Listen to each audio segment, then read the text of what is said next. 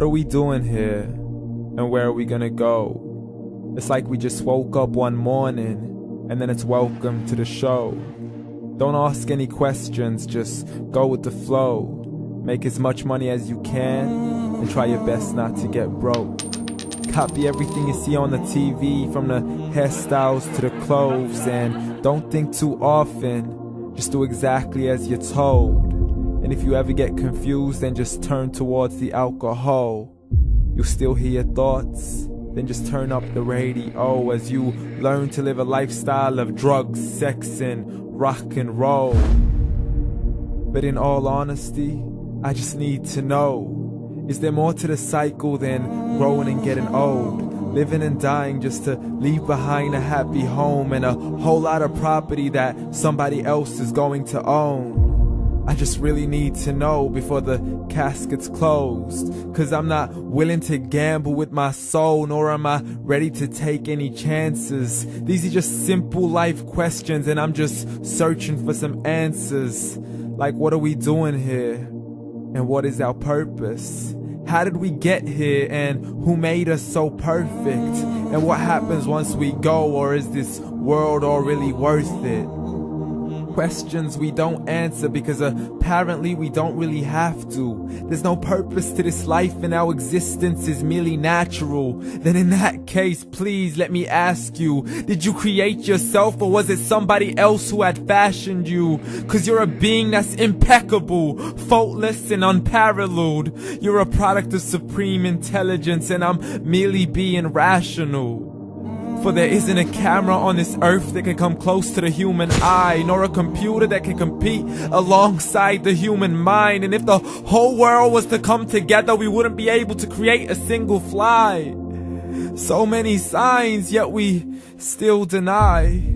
As science tries to justify that all this could come from none, when it's a simple sum. 0 plus 0 plus 0 cannot possibly ever give you 1. So from where did all this order come? But everything has its origins, a maker, a creator of its own. I mean, the only reason you're watching this video is because somebody had to press upload. So we can believe in the Big Bang, but I'd rather believe in He who caused it to explode. Allah, the creator of everything along with every single soul. The ever-living, the master, the only one who is in control. Unlike his creation, beyond our imagination. And no, he's not a man, nor does he have any partners in association. He's on his own.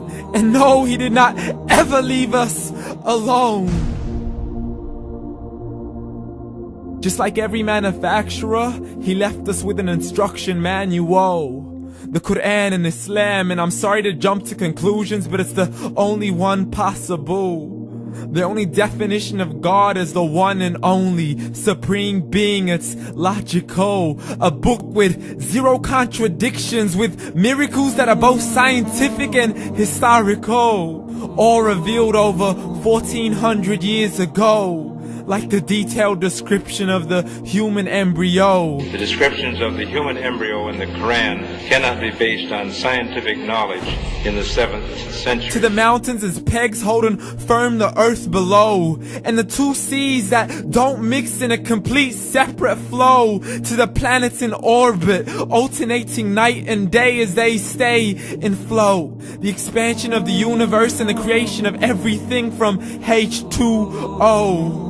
To the stories of the past and the preservation of Pharaoh. To identifying the lowest point in the land where Persia defeated Rome. The gushing fluid that created man in the glands between the ribs and the backbone. And not a word has changed, it's still the same. So please explain how all this was known over 1400 years ago.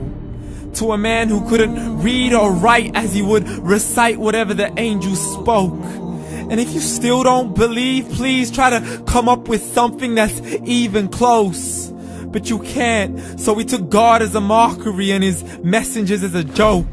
Muhammad could not read or write.